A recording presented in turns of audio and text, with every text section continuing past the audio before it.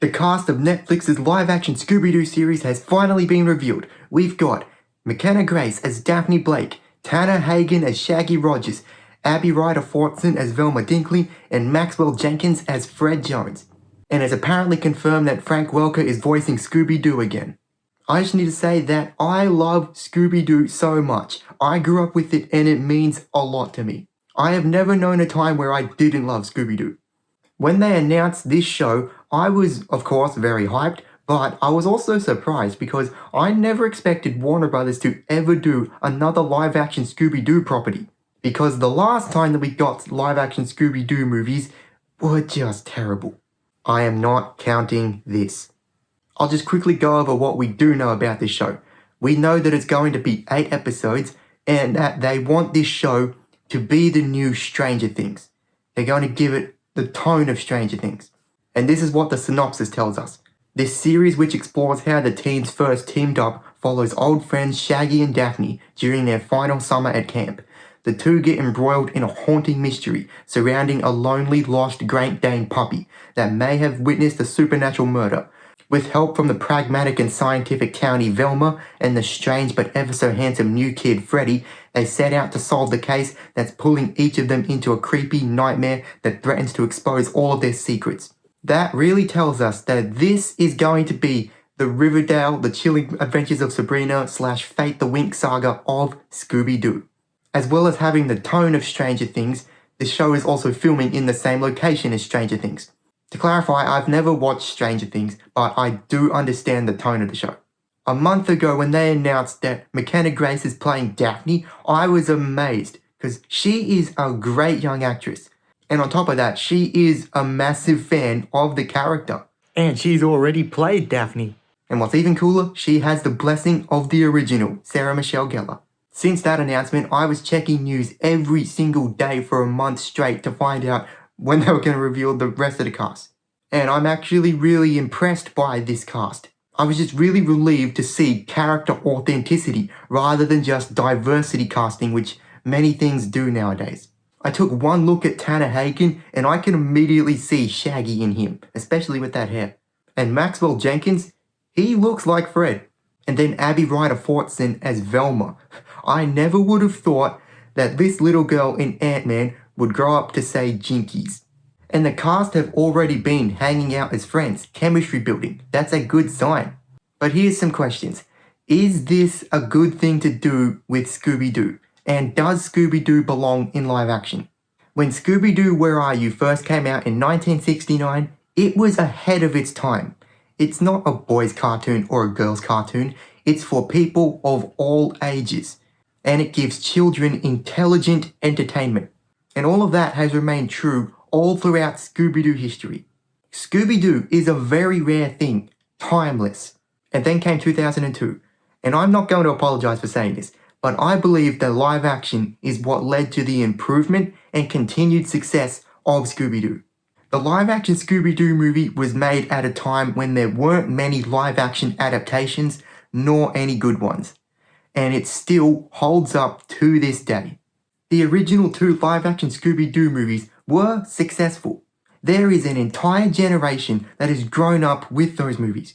Now, I don't actually remember what the first Scooby-Doo thing I ever watched was, but the first Scooby-Doo thing that I remember loving and obsessing over is Scooby-Doo 2 Monsters Unleashed. It's one of my favorite movies of all time. I think it's a perfect movie. Ryan Gosling and James Gunn really did impressive work with those movies. What made it work so well is that live action, by nature, allows there to be layers that the cartoon doesn't allow for. Scooby, Shaggy, Fred, Daphne, and Velma have always been some of my favorite characters. Ever since I was a little kid watching Scooby-Doo cartoons, I always recognized the greatness in these characters, Mystery Inc.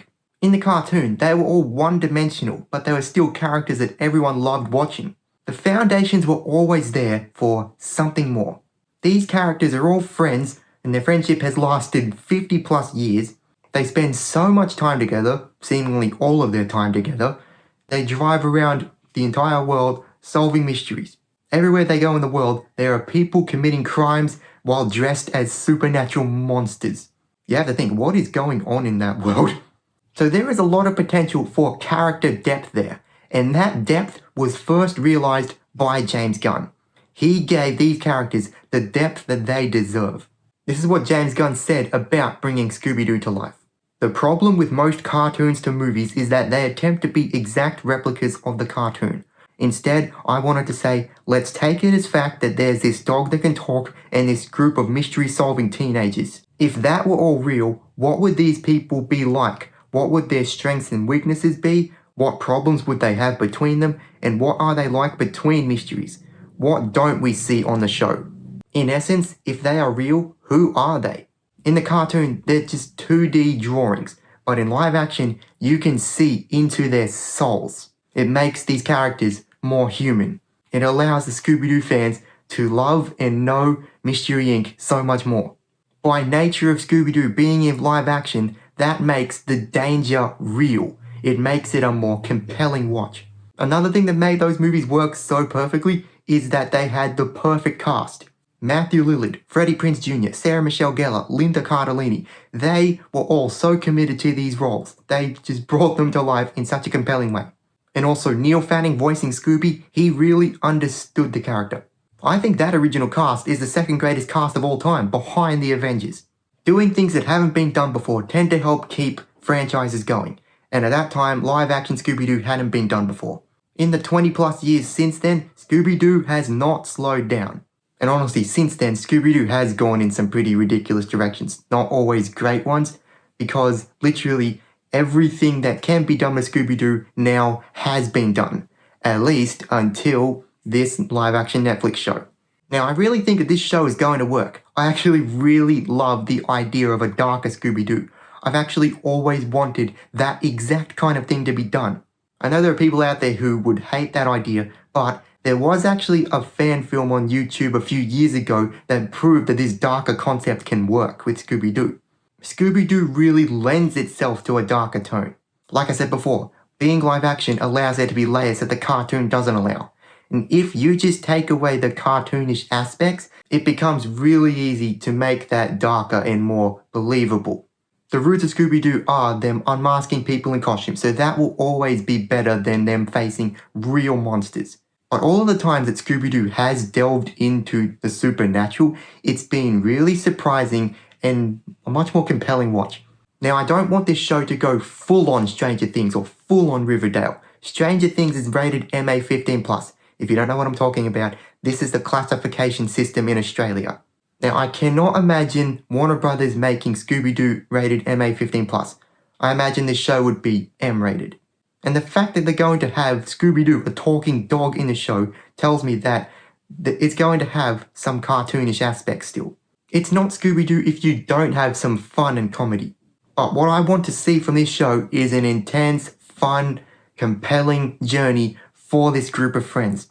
I want to see relationships develop. I want to see these characters grow over years. I want to know who these kids are.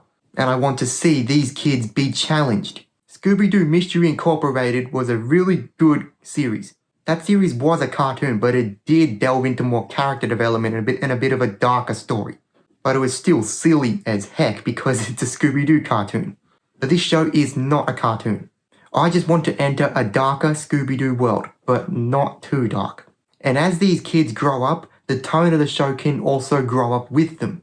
Like I said before, Scooby-Doo is made for kids and people of all ages, but it's interesting that this show is not going to be aimed at kids, it's going to be aimed at more teen and adults. And I don't think that's a bad thing. So does Scooby-Doo belong in live action? Yes, I believe it works equally as well, and it does wonders for the franchise. Look no further than the fact that the first two live-action movies are now cult classics. I'm really hyped for the Netflix Scooby-Doo show. I really hope it does well. And they really casted perfectly. So, what do you think of the Netflix Scooby-Doo cast? Are you hyped for this show? What do you think of the original live-action Scooby-Doo movies? Do you think Scooby-Doo belongs in live action?